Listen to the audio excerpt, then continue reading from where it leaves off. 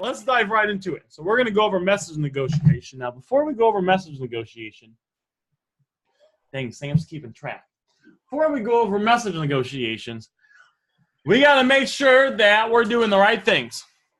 So it's very important that you guys understand, especially because you guys are probably the most serious students here, right? There's X amount of people in next level and VIP, and there's a small percentage of people here, and there's a small percentage of people that watch the replay. People that are serious are consistently coming on these trainings and leveling up. People that aren't are, well, you know, they're not doing the things they need to do. So there is, it's very important that we are looking at this daily. This is the 4 steps of doing $10,000 to $20,000 a month consistently in your phone flipping business. When I got started making money, I thought that it was just luck. Maybe I'll make money, maybe I don't. Maybe I'll be an okay phone flipper. Maybe I'll be a really good phone flipper. Maybe I'll be a semi-good phone flipper. But once you get good at this, you understand that the more you put into it, the more the business rewards you. The more that you sacrifice and you go through training and you come on these coaching calls, which is very important, and you push past the pain after 20 people tell you no, and one day and half your ads didn't stick, and you got someone that did a partial refund request, and you got someone that sent back a pen instead of an iPhone, and you have all this bullshit, and you push past that, and you just become a stronger person, and you consistently move forward despite all that, you can have a lot of success with this business. And we've broken it down that everyone that I've helped, everyone that I know that's making $10,000 to $20,000 a month consistently on eBay is doing these 4 things. So let's go over these 4 things and let's just see which one of these things that we've been doing today and that we've done in the last 24 hours. Okay? So number 1 is post ads on all the platforms. So 1 ad a day in each of the Letgo sections. So have you posted your ads today in Letgo in the free, in the general, and the services? Takes about a minute and a half. Number 2, 1 ad on 5 miles, 1 ad on OfferUp, 1 ad on Marketplace. Takes a few minutes, but like literally just a few minutes. 7 ads in Facebook groups and 8 ads a day on Craigslist. Let me know in the chat how long it takes to do all that once you're good at it. Once you're fairly good at all that, and probably the most time-consuming thing is going to be Craigslist because you're going to log into a few different Craigslist accounts. We know posting on Letgo and the apps in the Marketplace takes a few minutes. There's 24 hours in a day, and each of those 24 hours has 60 minutes. Pretty sure that's right, Ant. That's right. Isn't that Ant? I think pretty sure that's right. That's right. 10 to 15 minutes daily. Why is that so important? Because ads are the foundation. So a lot of people want to build a big skyscraper. They want to build a big house. They want to build big house, big skyscraper. The first thing you have to do, and I think I got this from Ant, is you got to start by digging down. You got to start by digging down and building the foundation. Now, digging down is not sexy. Doesn't look cool when you have a big hole in the ground because you want to have a skyscraper and the infinity pool and the big balcony and all the other shit that you want to have, right? But you build down and you put all the stuff down. I don't know what you put down when you build a house, but there's probably some metal and some concrete so the house doesn't tip over. Because if you start building the house, it's going to fall over. You got to have the foundation. Once the foundation is built and it's real solid, then everything else can be resurrected and constructed and everything else looks good. So you got to be putting up ads. That's why step number 1 is ads, because ads is the most important thing. If you're not putting up ads daily, none of this other shit really matters. Because you need a lot of leads to respond to. Why do you need a lot of leads to respond to? Because you're always going to have a percentage of people that think that you're selling the phone, especially on the apps in the Marketplace.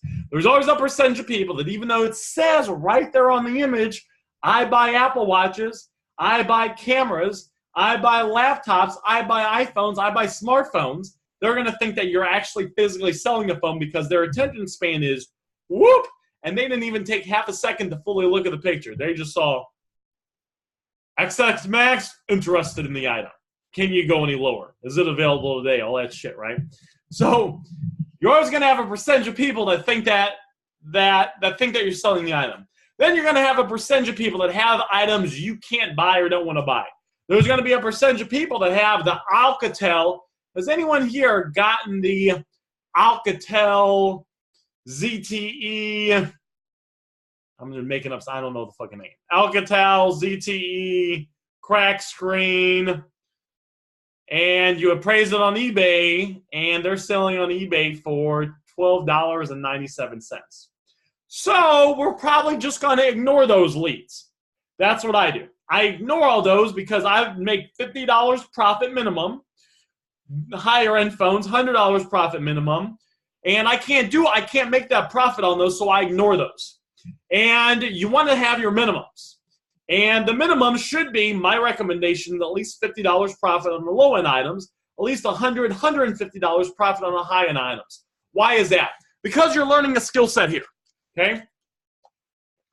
You bought David's program. David's program is $1,000 or whatever. You bought this program $700. You might be in VIP, and VIP is anywhere from monthly payments that add up to thousands of dollars over a course of, it's almost fairly high. Or, you buy the VIP program outright, and it's a little cheaper than the full thing, all the payment, blah, blah, blah. Point is, you're spending money, okay? Money that sometimes you don't have, or you got to go in debt. Then you got to take action learning this stuff. And there's multiple skills you have to learn. Anyone notice you can't just buy Next Level and sit there looking all pretty, right? Even if you got a nice beard like Jamie, even if you got a button-down shirt like Alex has, okay? Even if your name's Superman like Sam, you can't stand there looking all pretty. You got to take action. And you start taking action, and you have the action you take sometimes doesn't even get you the results you want. The ads don't stick, so you got to stop what you're doing and go through training on that. You negotiate with people. People tell you no, and it doesn't feel good when they tell you no, right? It doesn't feel good when you negotiate. It doesn't feel good when people flake. It kind of be a pain in the ass when it takes a while for people to show up, and you're waiting there for a half an hour. So it's not worth going through all the BS that you got to go through in this business. It's just how it is. If you can't handle the BS, go get a job. You can push carts to Walmart and make $8.10 an hour, and then you're guaranteed the money. But if you're okay handling a little BS, then you stay in the phone flipping thing. Just understand there's always going to be BS, right? So there's no point in doing all this stuff and then coming on the next level coaching calls, and you're standing here when there's all these and doing all this stuff to make $25 on the phone, to make $32 on the phone, to make $18 on the phone. It's not worth it. It needs to feel like a win. And who here, let me know if you picked up an item. Give me a 1 in the chat if you've ever picked up an item. It was at least $200 in profit after shipping and fees, and it felt real fucking good. I need a 1 in the chat. If you picked up a phone, and not any electronics, you bought it, you sold it after you flipped it, made over $200 in profit, felt real good, right? You need to have that win. It feels good. All right, give me a 2 in the chat if you picked up an item and it was over $300 in profit. After everything, over $300 in profit, because I got a 1 from pretty much everyone here. I got Frank, Ant, Alex, Amrit, Frank, we, Matt, hell yeah. Dang, I got a 2 from Oscar, 2 from we, 2 from Ant, 2 from Jamar, 1. Highest I made was 400. Okay. All right, guys, give me a 5 if you made over $500 in profit from one item before. I don't even know if I've made that much. I've made $400. I don't even know if I made 500. I got a 5 from Omar. 5. We's made $1,200. Got a 3 from Annie. 5 from we. A bunch of 5s from Omar. $364.16 most. Don't think so. Okay. The point is, what's the fucking point? Point is, when you have big profits, it feels good. And then you can actually do something with it. What can you do with $35? You put some tank gas in the tank, okay? I like my minimum's $100 profit. I like it to be more. You guys want to know why? Because I want to, in my head, dedicate $5 to gas. I want to dedicate $15 to lunch. I want to dedicate $50 for my time. And then I want to put $160, $200 of profit of it. The rest of it, boom, sitting there in the bank. That's what I want to do. Can't do that when you're making $20, $30 items. So it's got to be good profit. But in order to do all that, you got to be going through the steps. You got to be putting up ads daily in all the platforms daily. Because once you put up ads daily, you're consistent, 7-day period, you're going to get a lot of leads. Once you're getting leads, you can go to step number 3, which is respond to all the leads fully. You got to, doesn't matter if you got a bunch of leads, you got to respond to them, but you got to have the leads. So we're going through the pipe, right? The first thing is all the leads come in. And then the next step is respond to all the leads. All the things we do with negotiating. The gazillion things we talk about now. The gazillion rules we talk about. Then after that, you're going to respond to all the leads. Follow up with them. Figure out which level they're at. Respond accordingly. Work them down. Hard, soft, medium offers. Rotate between soft and medium offers.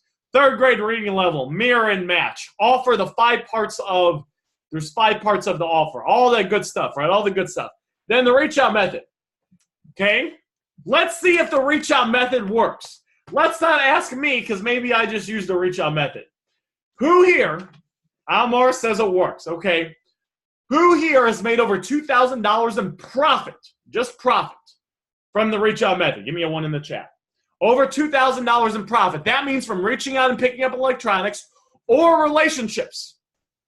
Who here, guys, has picked up an item from the reach out method and then you've gotten repeat business from that individual? Maybe, oh, yep, from Ant. Happened to me, this girl had a sealed max. I reached out to her, worked her down in price. Then over a couple months, she brought me a bunch more maxes. Then last week she hit me up. She had that iPad Pro. It was an iPad Pro I bought for $510. Sold it yesterday. I actually sold it. Then they returned it. And then I resold it, and they just returned it. Whatever. Then I resold it yesterday for $974 or some shit like that. So that was like, I think, over 300 and something in profit on that. So the reach out method works. Don't just take my word for it, team, and look at everyone in the chat. Everyone in the chat's making big profits with the reach out method. The reach out method's fantastic. Well, I like the ads as like the solid foundation because you're in a position of power. But it's kind of nice if you got a few minutes and you just reach out to someone and you reach out to a bunch of people and you work them down. Sometimes I don't have anything to do and I'm just kind of sitting there. I'm like, oh, let me get on the reach out method. Doesn't happen all the time, but it's nice when I can like spend 10, 15 minutes, get someone down in price real quick. I posted the screenshots. You guys have seen me do it. You know it works. You've done it yourself, I'm sure. A lot of people on here have. And you go pick up an item and you make $50, $80, $100, $150 in profit on. And you just reached out to them and you reached out to 5 people. Maybe you were able to work one in a 15-minute time frame. 15 minutes, you drove there and back. In less than an hour, you made $100, $150. Feels good. That's big money. I used to work 2 days to make that. That's very solid. Then, of course, step number 4 is going through training. Because when you get better information, you take better actions, you get better results. If you keep doing what you've always done, keep getting what you've always gotten. So you got to go through training to get better information. Of course, one of the reasons I like hanging out with you guys is this counts as training, right? If you're on the replay or you're watching this live here with us, this counts as training because you're leveling up your skills. So don't forget this. It'd be a good idea to maybe have this printed out. Guys, I have this printed out, okay? I have this sits right there because I need to look at it daily. You want to know what happens when I don't look at my to-do list and I don't stick to the fundamentals? You want to know what happens when I don't stick to the fundamentals, guys? I'll start scrolling through Facebook. And then an ad will pop up. Has this ever happened to anyone? An ad pops up. And it says, make a gazillion billion dollars with this new click whiz fancy product service. Check out the free webinar. Oh, let's look what the sales webinar. And I'll put my email phone number. Oh, I'm on the webinar. And then you get on the webinar. And then it sells you some shit for $1,000. And then you get distracted, right? I can't get that. I need to focus. I need to keep my attention on the fundamentals.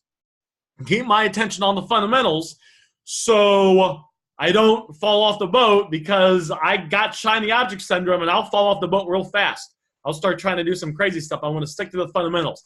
Nothing wrong with trying out other stuff. Let me get that straight, right? You're like, Aaron, well, ultimately I'd like to get into real estate or I'd like to do something else. That's totally cool. I think that's great. And you can do that and make a lot of money. But how about we get you making $1,000 a week in profit consistently phone flipping? Let's get you laser focused on mastering one set of skills, one business. Get you making at least $1,000 a week in profit every single week. In the winter, in the summer. In the spring, in the fall. On the holidays, on the non-holidays. In the school season, on summer vacation. Let's get you making $1,000 a week in profit every single week. And once we have you doing that, then once you got some real consistent money coming in, then hey, you want to go try something else, go try something else. But at least at that point, you got money coming in that, hey, you can finance that other thing, and you got some peace of mind, and you're doing pretty good. Would anyone here be happy making, if you're just getting started, 50 to 70 grand a year in profit phone flipping? Would anyone here be happy with that? And for you veterans, I know you need to be making 6 figures a year. Because I know once you make 50 to 70 grand a year, you need to make 6 figures a year. I know Ant's like, Aaron, you couldn't pay me to go down that far. And I know, all right, we're talking, we got the levels, right? We're going to get everyone to 1,000. And you'll notice once you get $1,000 a week, you notice it's actually not that hard to get to $1,500 to $2,000 a week. And then you're making 6 figures a year. And we got a fair amount of people making 6 figures. You guys know I make 6 figures. Ant makes 6 figures. Who else? Oscar has, is it Oscar? I'm getting, guys, am I getting confused here? Oscar. I believe it's Oscar. Guys, I forget. But the other guy, he's had an $8,000 month, an $8,000 a month, consistently 100 grand a year. Belden has had $11,000 in a month in profit, not sales and a profit. I'm reaching for 20 grand this month. I need 6, says we. Cool. Omar. Maybe I said Omar. I'm not 100% sure. So we got a fair amount of people now. It's not just one person now. There's a handful of people now, guys, making 6 figures a year in profit phone flipping. 6 figures a year in profit. But let's just get everyone to let's get everyone to 50 grand a month or 50,000. I guess that'd be cool too. 50 grand a month in profit, right? But let's get everyone to $50,000 a year in profit, and then we'll go from there, right? So let's get laser focused and hammer it out. And we do that by looking at the fundamentals and doing this every day. We got to do ads every day, reach out method, respond to all the leads, going through training. And of course, this flyer, as you guys know, Next Level is pinned, and VIP, it's in the resources tab. So that's that. So now that we're all on the same page of the big picture overview, and everyone here, by the way, has the ability to do it. There's no luck when it comes to this. All making money is a series of actions. And all you have to know what to do is what series of actions to take, and then you just take those series of actions and you do it consistently and over a period of time, you will become massively successful in this phone flipping business. I've seen too many people do it. Guys, I can name names of people that we don't even, we can name names of people. I remember when Chris got started, Chris Kripe, I forgot what happened when Chris was joining Next Level. I think Chris was doing like 6 grand a month. Chris has had $30,000 months before. Keisha joined Next Level, was doing $3,000 in like 6 weeks. She went to $21,000. Lily got started. Her business increased like 581% or something. It was over 500% in a month. We could keep naming names. We could just keep naming names. I know some of you guys leveling up as well. A lot of you guys are leveling up as well. So, and the reason everyone can level up, and you have young people and more mature adults, and you have people that are single and married, and you have people in big cities and small towns, and you have people that do this full-time and do this part-time. The reason everyone from all different walks of life are making money, the reason clean-shaved people are making money and bearded people like Jamie are making money is because it doesn't matter how you look. It doesn't matter what area you live in. All that matters is that you do the right actions. And, of course, the main actions that take are the actions that are on that sheet. So let's go ahead and, now that we have that, now that we got that squared away and we're all on the same page, I mean, Jamie, I like the beard. I think it looks good. Or maybe you're like Superman. Doesn't even matter if all you wear is Superman shirts either. Nope, not at all. Or tank tops. Or you could dress real nice, you know. Or Canada. Timothy, guys, lives in Canada. Timothy had to be proactive because he has different platforms than like Craigslist than we have. Timothy was proactive, did some research, figure out the platforms he used. Timothy's fucking made $10,000. And Timothy doesn't even sell on eBay because I don't know. I think eBay is a little weird there. I'm not 100% sure. Timothy just buys and sells local. $10,000 in sales, right? No fucking excuses. I don't want to fucking hear it.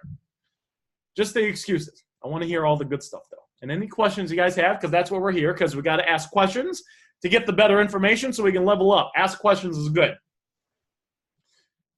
Dang, Timothy doesn't have a car. Timothy lives in Canada. There's no car. It's banned on eBay. Lives in Canada. He's done $10,000. So I'm not going to say what's your excuse. I'm just going to leave it at that, and let's get into this message negotiation so we can all get some better information, so we can improve our message negotiating skills a little bit, so we can all kind of grow as a team, and this way we can get everyone on here doing at least $1,000 a week in profit consistently every single week. All right, guys, I need some of the rules. Someone tell the rules. The message negotiation rules. I need some rules, some outlines, some guidelines that we follow when it comes to message negotiation. Let's make this super big. Let's make this super big. Ooh. Thank you, Sam. Thank you, Alex.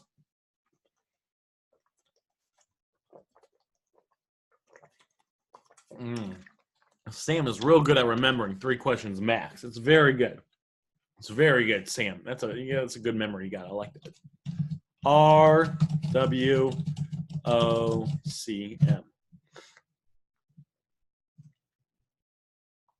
Okay. Let's make this a little smaller now.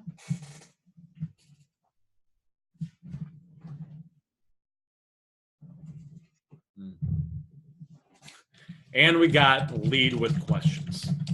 3 questions max before the offer. Beautiful. Good job. 3rd grade. Let's see. 3rd grade reading level. Good thing it's not 3rd grade spelling level, although I might be able to pass 3rd grade spelling level, but take me to the 4th grade spelling level. I don't know about that. Oh, always make the offer. I like that. Perfect. 1 idea per line, micro steps. So let's talk about this. Let's go over this real quick, and then we're going to break down this message negotiation, and we're going to get to business. So message right away when you can. So what happens is the person, anytime you've ever bought a phone, if you've only bought 30 or 40 phones, or you've bought thousands and thousands of phones, and you're a veteran in the business, the customer has gone through these 5 steps. So the 5 steps is the customer reaches out to you from your ad. Let me ask an advanced question. What are the 3 steps someone goes through when they see your ad before they reach out to you? Kind of an advanced question. What are the 3 steps that a person has to mentally go through when they see their ad before they message you? It's kind of advanced. We know Yosef knows it because he just did it on the test. I don't know if I stumped anyone here or not. Not 100% sure. What's up, Francisco? Good to see you here. Anyone know? So when they're reaching out to you, they got to see your ad. The ad has to create interest, and then there's the call to action. So actually, before this happens, there's those 3 things. They're going to see your ad, you're going to get their attention, you're going to get them interested, and then you're going to create enough interest where they actually stop what they're doing, which is a big deal, and get them to take action, which is to message you or contact you. Yeah, very good. That's right, Francisco. Francisco's must be going through some training. Fantastic. That's right. Once they do those 3 things, they reach out to you, then you got to figure out what they have. We're going to figure out, there's 3 things we got to do to figure out what they have. We're going to figure out the carrier, condition, and the type of phone. Are you guys know what I mean? Type of laptop, type of Apple Watch. You guys, we're all on the same page. Then we got to make an offer. What percentage of the time do we make an offer? What if they have an iPhone 8 Plus Sprint and it's got a cracked back and I can only offer $80? And in my head, I'm like, wow, that's like 8% of the value of the phone. I don't think it's that much. I'm nervous about making the offer because in my head it seems so low and I don't want to get rejected. So maybe in this situation, I'm only going to do it in this situation, team. I just won't make the offer on this time. I just won't put myself out there and be vulnerable, and I'll just go respond to another lead. I'm only going to do it this once. I'm not going to do it again, guys. It's just this once.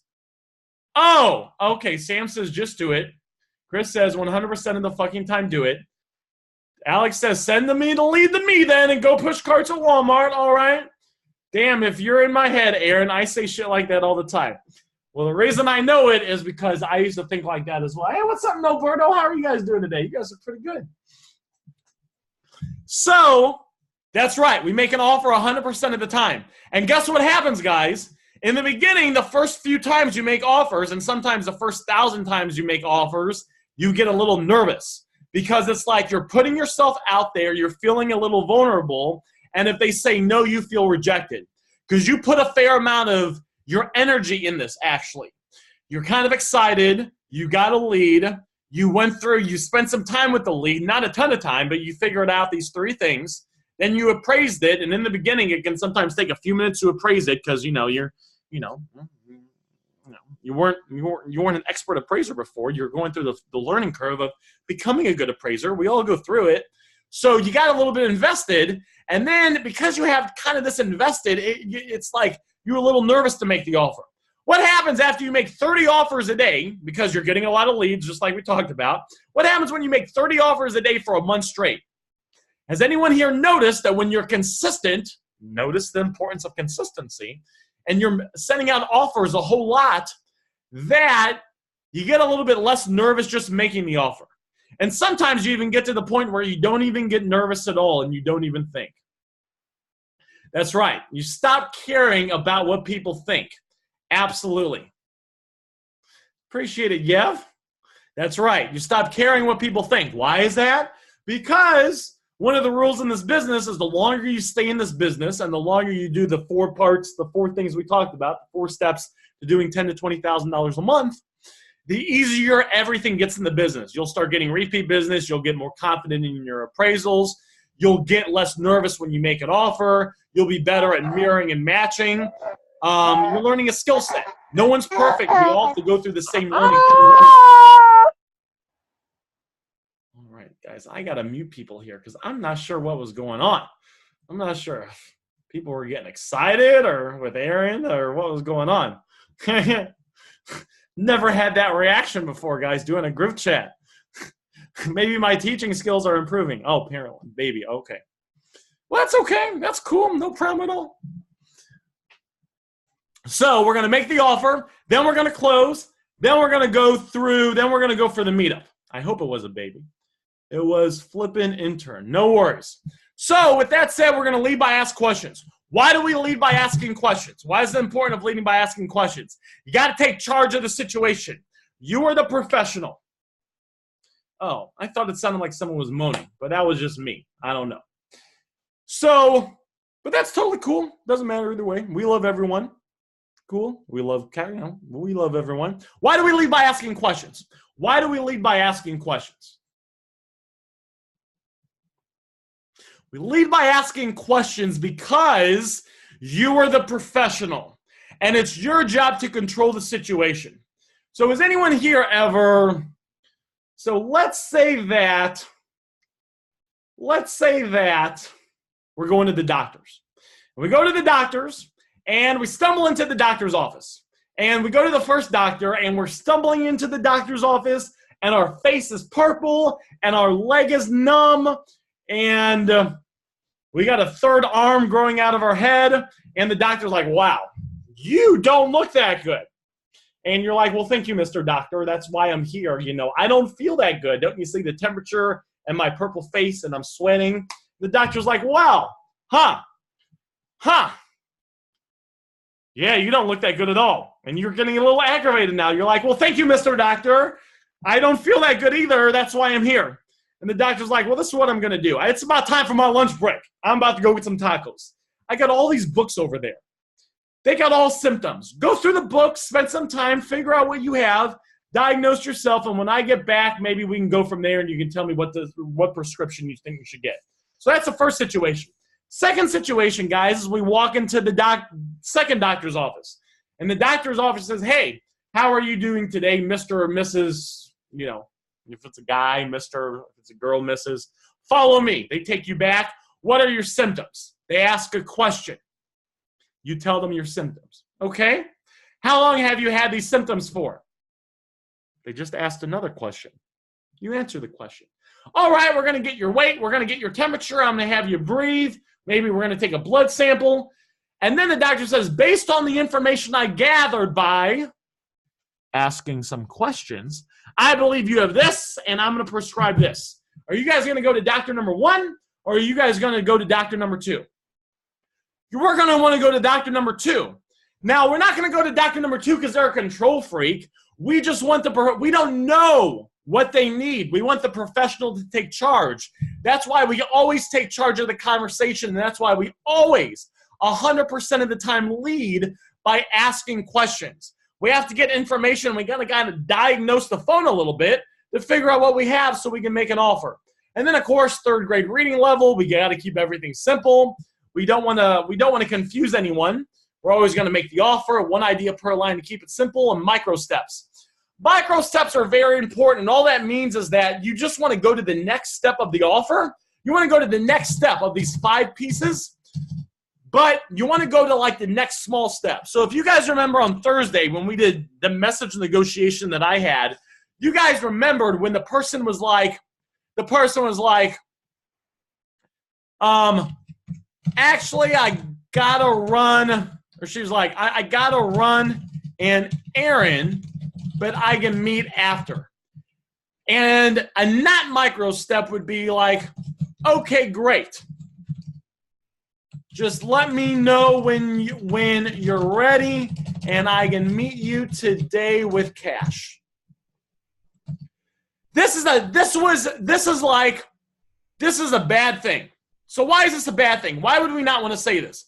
Okay, great. Just let me know when you're ready, and I can meet you today with cash. Why is this like a little bit off? This is a little bit off. This is not a micro step. It's not a micro step because, I am leading with this, but I'm bringing up stuff that's not important. I'm saying I can meet you today with cash. I don't need to say that. All I need to say is, okay, great. Just let me know when you're ready.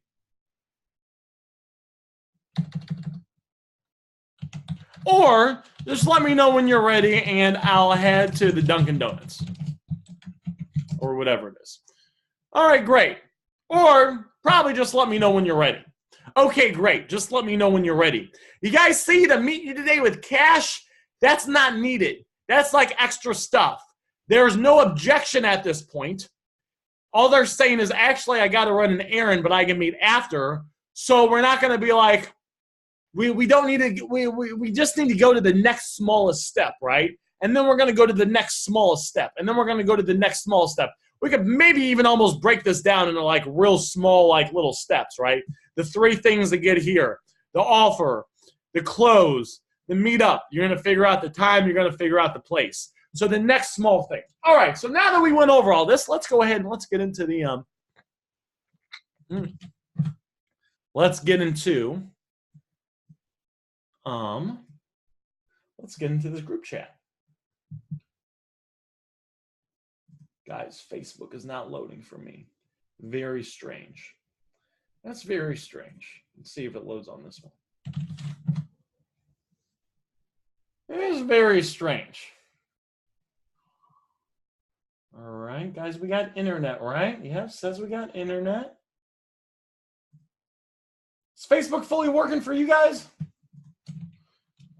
Yeah, Aaron, it's just you. Not sure what's going on. All right, let me try to get into the group here. All right, what the heck? It's very strange. Can you guys get in the next levels group? So let me know if you can. It's showing up a white empty space. Let me know if you can. Let me know if you can get onto it from the computer.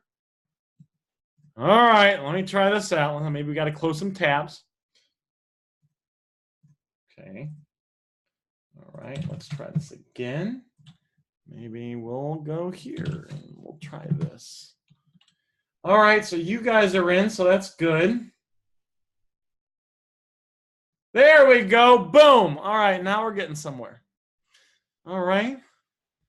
Appreciate it, guys. All right, so let's see. All right, let's go ahead and break this down. Okay. Now, one of the other very big things we do is we mirror. We mirror. So we're going to follow the script, we're going to follow the outline, but we're going to make little adjustments on what we say based on the type of person. So there's certain types of people. And I'm probably not going to be able to name all the types right here just because, I'm sure there's more than this. But you got people that are like right to the point. Then you have friendly people. Then you have people that are almost kind of needy. Then you have people that are like real chill, don't seem invested. Then you have people that use pleasantries. Hi, how are you? Good afternoon. And you got people that don't. Anyone here ever had someone that's kind of needy, right? They're like, hey, are you interested in the phone? And you don't respond, and 2 minutes later, they send you like one of these. Anyone here have someone like that? So you'll get some kind of needy people. And the reason we want to adjust is if someone's kind of needy, we can play a little bit harder to get. Because naturally, if they're kind of needy, they're almost always going to be like a level 1 or a level 2. So they're almost naturally going to be real invested. So we can almost take a step back a little bit. And we can do other strategies like some of the things I'll do on someone that's kind of needy if we're negotiating. One of the things I will do is if we're negotiating, I will click, if it's on Facebook, I'll click the chat, I will leave it on seen, and I won't respond for 1 or 2 minutes. Why would I do that? Why is that an actual strategy that I will use? The strategy of that is because if they're real needy and they're real desperate and they see that I leave it on seen and I don't respond, I will get people, not all the time, that will think that I'm not interested, or they'll think that I'm losing interest and they're starting to lose me, and they will, not all the time, but I've gotten people that will then come down in price and talk themselves down in price. Actually, you know what? Instead of 500, I'll take 450. Then I might leave it on scene again for another minute or two. And then if they don't respond, then they respond. Now you have to know which people to do it on. Because the person that's real chill and they're not that invested to begin with, if you just leave it on scene, there's a good chance the conversation will just kind of fade out at that point, and you got to be a little bit more persistent. If they're, a level 2 or especially a level 3, then you do have to be more persistent at that point, and you do have to exert a fair amount of energy to pursue them in a calibrated, persistent, non-needy way. If they're coming across real needy, real kind of clingy, like messaging you and sending you multiple things all back to back, hello, you there? Does that work for you? Then you can take a step back and let them chase you. But if they're not at a certain investment level in the negotiating, then they won't chase you because they're not at that point. So give me like a 1 in the chat if that makes sense. These are kind of advanced strategies, but there's different things you can do with different people depending on where they're at. And one of the best ways to get a feel for this is simply to get in a lot of message negotiations, because you'll just get really fine-tuned to it. There's no other way to do it. It's just like if you're playing a piano, in the beginning, you're just trying to get the notes down and play a song, but after a while, you probably say, all right, I'm going to press this, and I'm going to do the little foot thing and hit one of the levers under the piano for this thing, so you just get better over time. That's why one of the real secrets to getting good at this business is just consistent action, because when you've done 8 to 10,000 message negotiations, you're going to notice patterns. You're going to pick up on stuff more than you will when you've done your 20th or 30th or even your 300th or 400th or 500 message negotiation. That's still kind of beginner level. Awesome job, Tim. That's fantastic. So this guy says, how much for an iPhone 8 plus 64 gigabyte unlocked? Now, I want to start to paint the picture of this guy. So give me some feedback here, team. What am I getting from this guy? What type of guy is this? How much for a iPhone 8 Plus 64 gigabyte unlocked? The type of person that this guy is. Because I'm going to want to mirror this. What's the type of person that this guy is?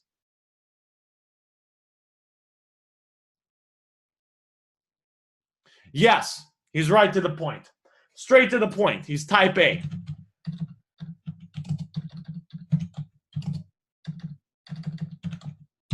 Type A, right to the point.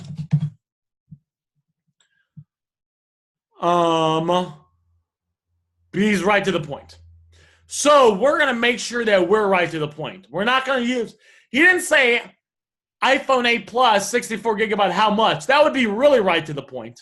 Well, I guess, no, he said how much in the beginning. Yeah, so he's right to the point. So we're not going to say like any, so let's see what we said. Okay, all right, okay, all right, so.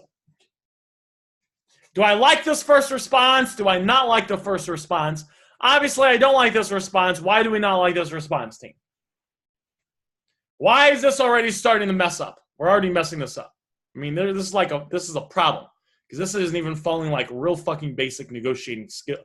This isn't like the basic way. This is the basic script. Okay, it's not to the point. Should have praised. 2 questions. Okay. He said the word hi. You don't say the word hi. He didn't say hi, right? You don't need to say hi. It's you're messaging him within like 60 or 90 or within 2 minutes. It's a minute later. You don't have to say the word hi.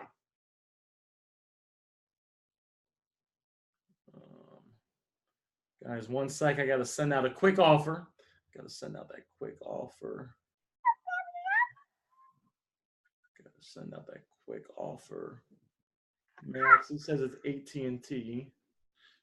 95. All right, so it's 630. Okay. Boom. Beautiful. Okay. All right, back to business. So he's right to the point. You're also saying, could you tell me? Why do we not like could you tell me? Why is that not good? Why? Because you're saying, I would have just assumed it's Sprint at that point and made an offer, and the second time I figured out which company it was through. But you're saying, could you tell me? It's not leading, it's not confident. Feel the difference. I guys just want you to feel the difference. You're like, Aaron, I'm about learning mechanics, and you're telling me to feel. Guys, trust me on it, feel the difference. Which company was it unlocked through? We'll pull a we because we made up this line. Or could you tell me which? See, you're saying could you? It's like you feel like you're not confident enough to ask the question, so you're saying could you? You don't have to do that. Now, that is a soft phrase, but you don't have to use a soft phrase. It makes sense for someone to ask the company, and it makes sense for someone to ask the condition. That's just like basic stuff. Feel entitled to being able to ask that. Don't say, could you?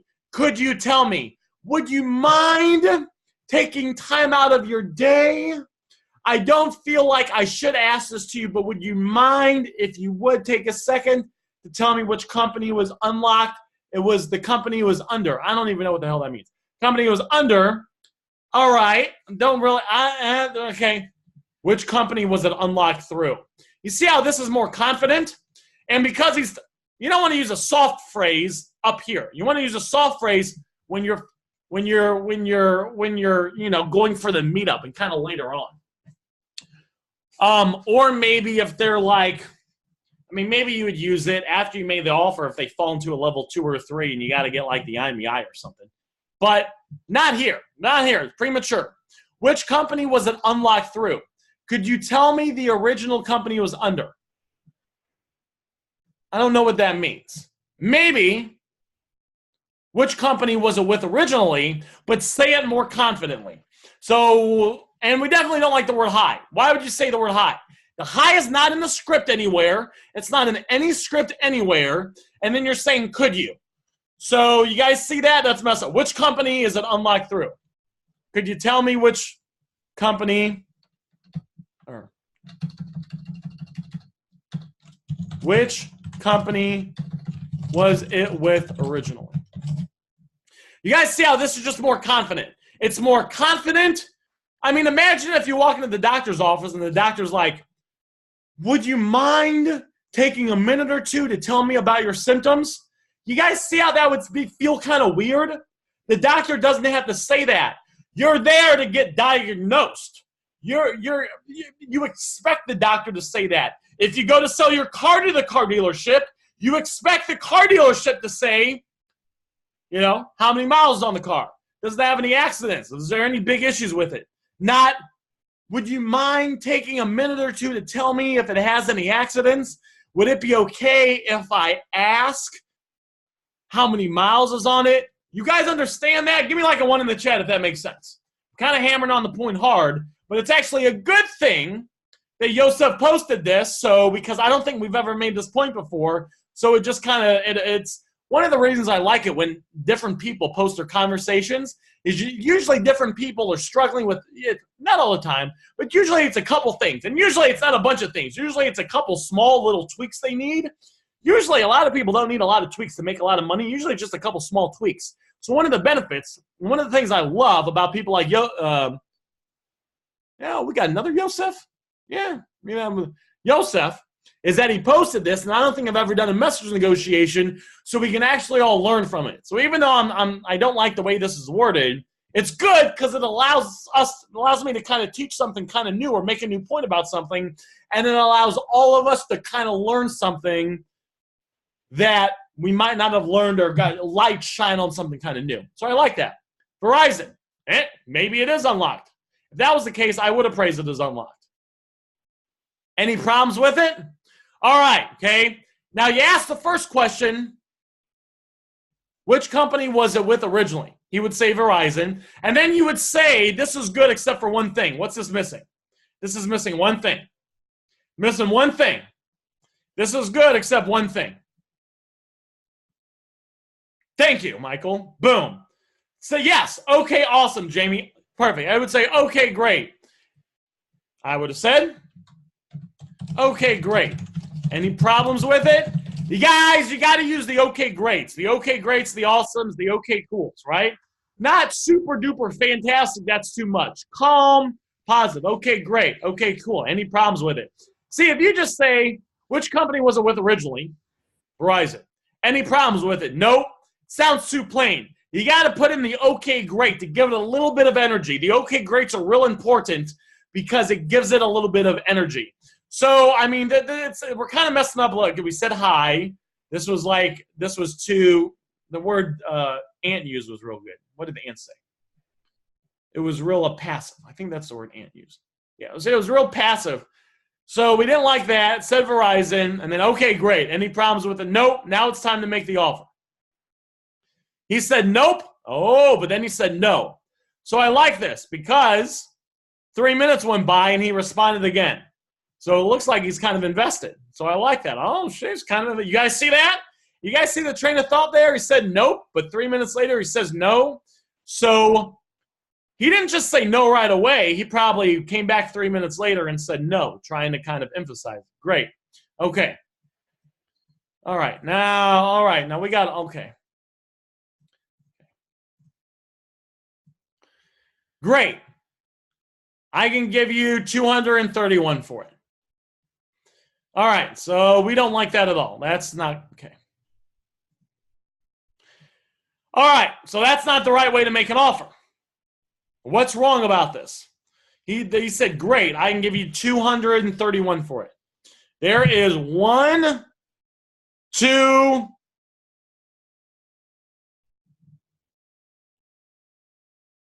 I'd say 3 things wrong.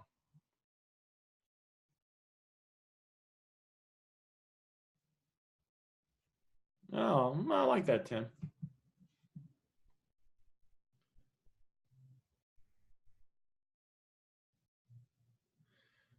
Well, Tim, you said, so Tim says he turned any issues with it to, I'm assuming there's no issues with it. Is that correct? So if that works for you, use it, but I won't use that because I want to ask an open-ended question because I'm actually trying to get some information. There's open-ended questions or questions where people, you can get them talking a little bit. What'd you do today? how did you grow out your beard? Now I'm just kind of making up stuff now. How did you guys decide to, how did you guys meet? Right? This probably didn't have to do with phone flipping on, right? Open-ended questions are good when you're trying to gather information. So in the beginning, I'm trying to gather information, so I'm asking open-ended questions where it's not a yes or a no. I don't want them to say yes or a no. I'm using tie-down questions at a point in the negotiating where I either want to bring them back into the conversation, get them to kind of set the frame to where it's not neediness, and it's like, it's before I jump, you know. I'd also use a tie-down question where they offered a low amount for their phone and I'm going to take it. I'm just going to ask a couple BS silly questions just before I jump on it. Or to just kind of bring them back into the conversation and get them to say yes somewhere in the negotiating before I go to the next part in the negotiating process. In the beginning, though, I want to ask open-ended questions because sometimes there is issues with it. And if you say, I'm assuming there's no issues with it, is it correct? We know a decent amount of time. Sometimes there's not, but sometimes, well, there is a cracked screen. There is that. It's almost like you're framing it to where you want it to not have any issues.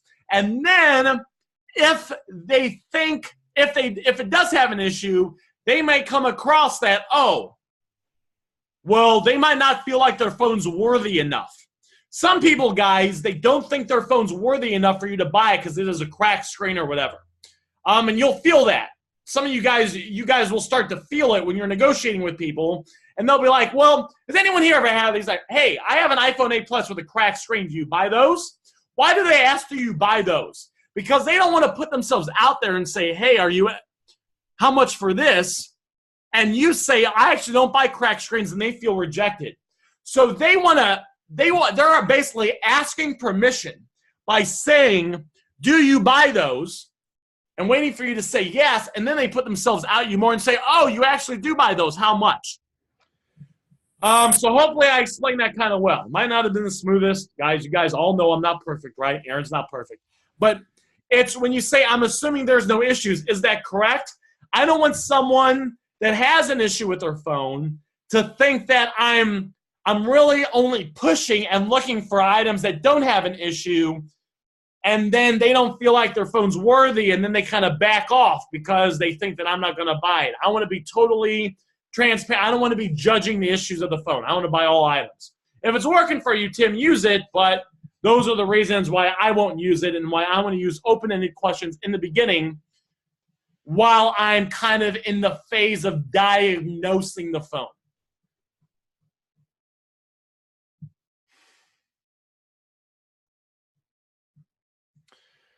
But not a bad question. Now let's get back to the offer. He says, great. That's not correct. It has to be okay, great. It's got to be okay, great. Great. I can give you, I just don't like great. I like okay, great. Okay, cool, awesome. I can give you 3, all right. I don't even know what that is. I can't even read that. Guys, make it an even number. That just looks weird. Make it an even number. Guys, everyone else has even numbers. Why don't you have an even number? When I go to the car dealership and I sold my Camaro last year, I bought that 2017. The beautiful red Camaro. Oh, so beautiful. And I sold it to first of all, when I sold it to the car dealership, you know what? We can give you $21,312.67 for it. They didn't say that. They're like, we can give you $21,500 for it. Okay, make it an even number. Just make it an even number. When you go to the store, stuff's in even numbers. Now, it might be like $9.97, but it's very rare you're going to maybe you're going to buy a nice light fixture for the light ceiling, and it's it's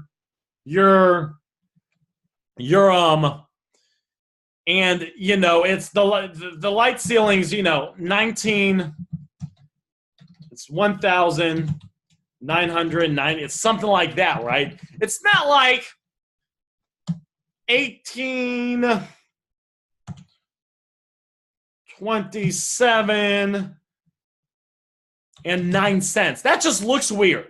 And when it looks weird, it actually kind of makes it harder to read. And then it looks just, I mean, guys, what do you think about this? Doesn't this just look kind of stupid? Right? Which is easier? The light fixture is $1,817.09. The light fixture is $1,997. Okay. There's a psychology with the nines and all that stuff, right? But it's still even. It's this $2,000. This is $2,000. I don't know what this is. This is like 1,800? Is this not? I don't really know what it is. Okay. Yeah, it's just kind of weird, right? So make an even number. Now I do like to round up to fives, right? But do 235. Okay. That's cool. 235 is cool. Do 230. That's cool. And the other very big issue, the big issue too, is there's no dollar sign. You have to have the dollar sign. This comes right from the basic next level script. This is like the most important video. This is like right from a copy and paste dollar sign. Because, I mean, if you put 231, what is that? Are you going to pay them in rubles? Are you going to pay them in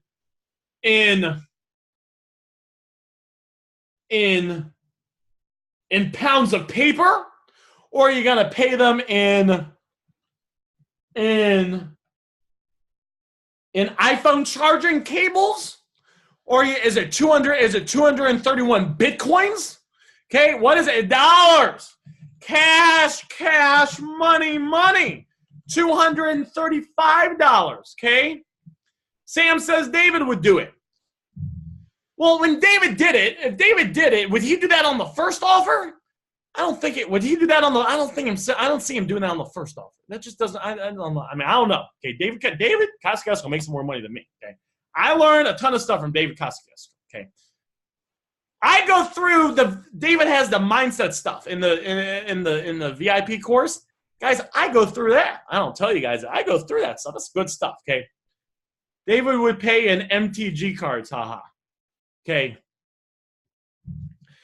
So you want to make the offer, just use you guys see what I'm saying? Use the dollar, use something like this. Put the dollar amount, keep it simple.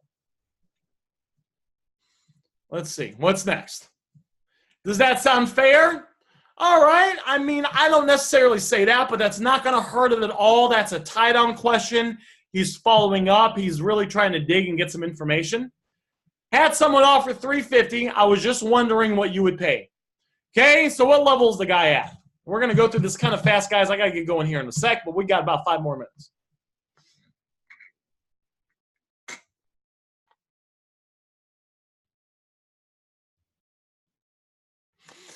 I had someone offer $350. I was just wondering what you would pay. He seems like a level 2 to me, right? He's kind of not that interested. He didn't respond after the first offer. You had to follow up with him. So I would say, no worries. I would treat it just like a level 2. And I'd ask him how much he's looking to get for it. Why would I treat it like a level 2 and ask him how much he's going to get for it? He said he had someone offer him $350. I would say, no worries. It's a great phone. And to be honest, I need more. What was it? iPhone 8 Pluses. How much were you looking to get for it? You got to ask them how much they were looking to get for it. Now, you would say, Aaron, he says he got an offer for $350. So why would I need to ask him how much he's looking to get for it? If the guy in real life had an offer for $350, he might be serious about it and might not be. But if he had an offer for $350 and he liked the offer, why the hell would he be talking to us still? You guys with me? Why would he be talking to us? He either wants more money than the $350, which was an actual legit offer, probably wasn't, but it might be, or it was a BS offer and he's just trying to kind of get you to pay more. You guys see that? Either way, it doesn't get the number. So we got to get the number. You said it's a great phone, and as Yosef said, it's a great phone, and I could use some more 8 Pluses, but the most I could do is $250. So you had 2 lines of intent. So you had a good start, but the rest was messed up. Okay, and I had no dollar sign there, but the rest was messed up. You got to figure out what they want. Figure out what they want for it first. So there's no need, guys, to start negotiating and worrying about this when we haven't figured out what they want first. That's a big tip we just kind of talked about, right? Figure out what they want. You said, it's all good. I just wanted to know what you paid. So, yeah. So he was a level 2, level 3, level 2, level 3. Not really offended, just kind of leaving the convo. And what happened is because you made an offer, you pushed him away. If you used a lot of intent here and said, no worries, it's a great phone, and to be honest, I need more 8 pluses, a lot of intent, we're sucking up to him a little bit, we're doing a little bit of the good old, you guys know what that means, right? Sucking up to him a little bit, maybe kissing his, kissing his bottom a little bit, letting him know we want to do business. How much were you looking to get? He would have said 300. And then you could have said, listen, it's a great phone. I definitely want to buy it. Just because I buy and sell for a living, would you do any less if I made it today with cash? And then he would say, yep, I can do 280. And then boom, you're in the negotiating. Because you made an offer, the offer pushed him out of the conversation. It made him like a level 4, and then it's done. You lost the deal with that. If we did this, if we calibrated it correctly and used this would have re-engaged him a little bit, and then we could have kept him in the conversation, so we could have had the opportunity to negotiate. Remember, it's not always about using I'll meet you today with cash and a bunch of intent. Sometimes it's about reeling them back in, getting them at least someone invested in the conversation so you have the opportunity to even negotiate with them a few times and get them to go back and forth so you can use soft and medium offers to work them down in price. You said, yeah, see, he was already out. You said, all right, it's on the table if anything changes.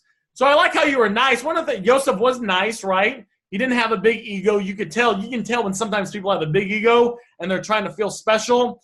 Joseph was, his intent was good. Where he was emotionally was good, which is important, by the way, because you can learn all the right stuff. But if you're in this space of, I'm going to prove these suckers wrong, and not in the mindset of, let me try to work out a deal and not boost my ego, and you come from the right place, then once you learn the right things, you can win a lot. So with that said, Joseph, good conversation. I appreciate you posting. Some things were good, but some things need to work on, and hopefully you learn some things to take to the next level, and I do appreciate you posting this because